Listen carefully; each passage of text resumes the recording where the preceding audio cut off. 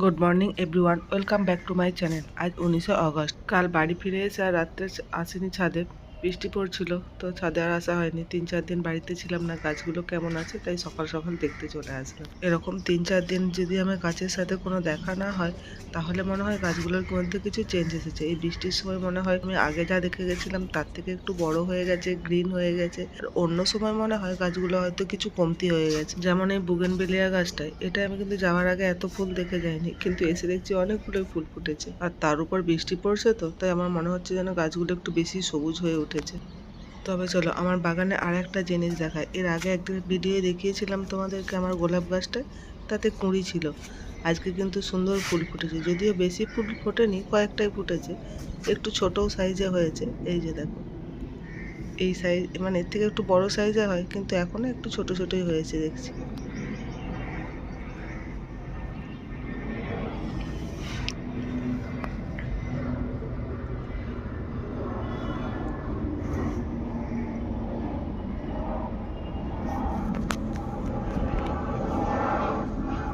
সেদিন যে গাছগুলোকে দিয়ে দিলাম সেগুলো আমাদের পাড়ারই একজন নিয়েছে। এই যে দেখো, এই পাড়ার একটা বাড়িতে রয়েছে, কিন্তু তাদের ওপরে অনেক গাছ আছে ঠিকই, কিন্তু আমার গাছগুলোকে কেন নিয়ে যায়নি ওপরে কে জানে, এখানেই ফেলে রেখেছে। দেখি 2-1 দিন দেখবো, যদি দেখি ওরা না লাগায় আমি আবার ফেরত নিয়ে পালিয়ে আসবো। এরকম চোখের সামনে আমার গাছ অবহেলিত হবে, আমার সেটা ভালো লাগে না। নিচে এসে দেখি দুজনে স্নান টান করে রেডি হয়ে আছে, কিন্তু আমি ওদেরকে দেখেই গেছিলাম যে ওরা স্নান করছে, বাথরুমে গেছে দেখে ছাদে গেছিলাম আর বলে গেছিলাম স্নান করে এসে পুজোটা করে দিস তোরা আজকে। তা না করে দেখি দুজনে মিউজিক বাজাতে বসে গেছে। তিনি আমাকে দেখাচ্ছে যে ওর হাত লাল হয়ে গেছে, আলতা পড়ে আছে, তার উপরে ওই যে মিউজিক বাজাচ্ছিল স্ট্রিংটা হাত দিয়ে চেপে ধরেছিল বলে লাল হয়ে গেছে, সেটাই দেখাচ্ছে। দিয়ে দুজনে বললো আগে একটু বাজিয়ে নিই আধ ঘন্টার মতো, তারপরে যদি পুজো করি কিছু অসুবিধা আছে।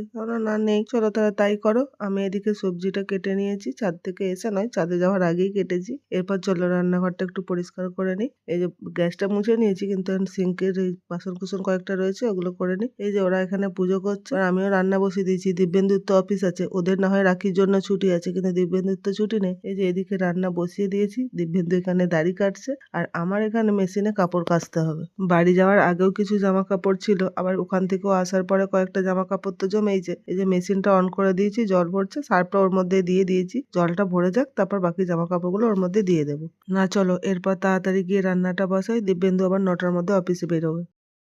দিব্যেন্দু অফিসে বেরিয়ে গেছে, আমারও কাচাকুচি হয়ে যাওয়ার পর সব মিলে টিলে দিয়ে এসেছি, কাজ চারিদিকে গোছানো হয়ে গেছে।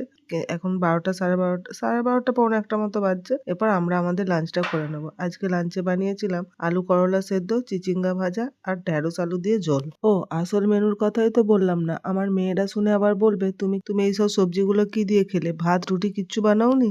তাই ভাত সঙ্গে ভাতও বানিয়েছি।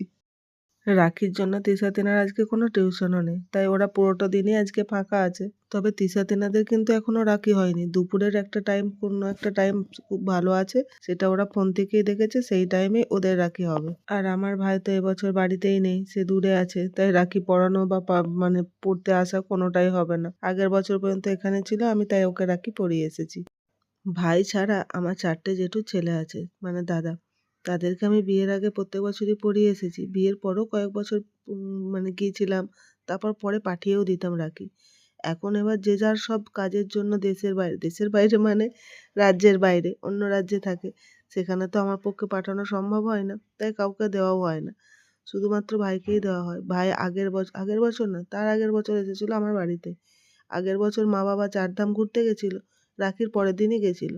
তো আমি হাওড়া স্টেশনে দেখা করতে গেছিলাম, ওখানে ভাইও এসেছিল, পরিয়ে দিয়েছিলাম।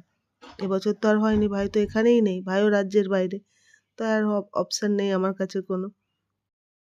চলো এরপর আমরা তাহলে লাঞ্চটা করে নিই। আমার ভিডিও তোমাদের কেমন লাগে সেটা কমেন্ট করে জানিও। যদি ভালো লেগে থাকে তাহলে একটা লাইক করে দিও ও শেয়ার করে দিও, আর আমার চ্যানেলটাকে সাবস্ক্রাইব করে নিও প্লিজ।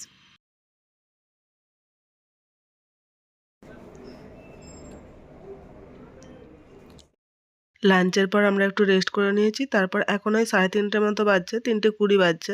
তিশা তিনাদের এখন রাখি শুরু হয়েছে। আর ওরা দুজন দুজনকে যে রাখিগুলো পরায়, ওরা আগের বছর থেকে নিজেরাই সেই রাখিগুলো বানায় দুজন দুজনের জন্য, আর কেনে না। তাই জন্য এটাও এবছর বানিয়েছে, আগের বছর একটা অন্য ধরনের বানিয়েছে, সেটার ফটো আমি একটু পরে দিয়ে দিচ্ছি। আমার যেহেতু 2 মেয়ে, তাই অনেক রিলেটিভরা বা আরও অনেক বাইরের লোকেরা বলে একটা ছেলে হলে ভালো হতো, বা আমার আবার উচিত একটা ছেলে নেওয়া।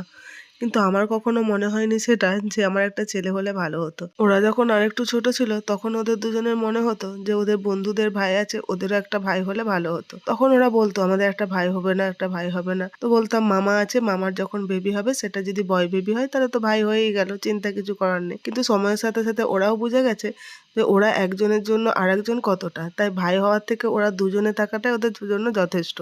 আর সেই কারণে আমি ছোট থেকে কখনোই ওদের বুঝতে দিইনি যে ভাই থাকলে ওরা যে জিনিসগুলো করতে পারতো, যেমন রাখি, ভাইফোঁটা, এইসব জিনিসগুলো ওরা ভাই নেই বলে করতে পারছে না। তাই ওদের দুজনকে দিয়েই আমি দুজনের শখটা পূরণ করিয়েছি। সঙ্গে আমি আরও যে একটা জিনিস মনে করি যে একটা বোন মানে 2 বোন থাকলে 2 বোনের মধ্যে যতটা মিল থাকে, ভাই থাকলে কিন্তু ততটা মিল থাকে না। নিজেদের মধ্যে যতটা নিজেদের কথা শেয়ার করতে পারে, আর একটা ভাই থাকলে কিন্তু ওরা সেটা পারতো না। নিজের মধ্যে নিজের অনেক কিছু জিনিস চেপে রেখে দিত। তবে এটা সম্পূর্ণ আমার নিজের মত। আমার এই মতের সাথে যে সবাই একমত হবে এমনও কোনো নয়।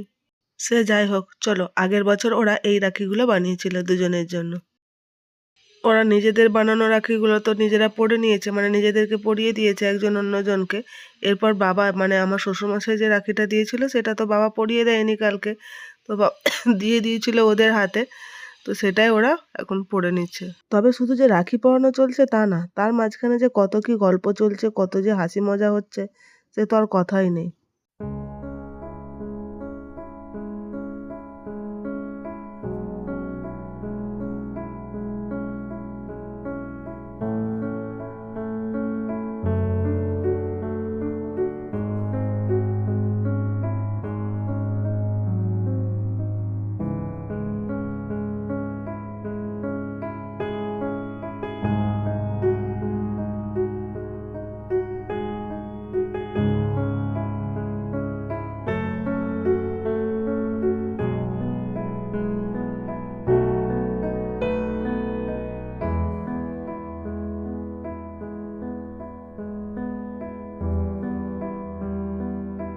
এরপর রাখি পরানোর পর্ব তো শেষ। এই দেখো, দেখেছো কি কি করছে?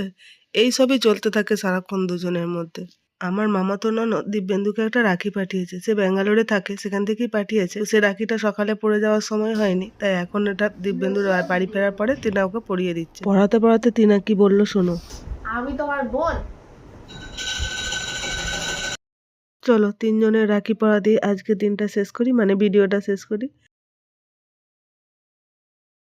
ভিডিওটা তাহলে আজ এই পর্যন্তই। দেখা হবে নেক্সট ব্লগে। ভালো থেকো সকলে, টাটা।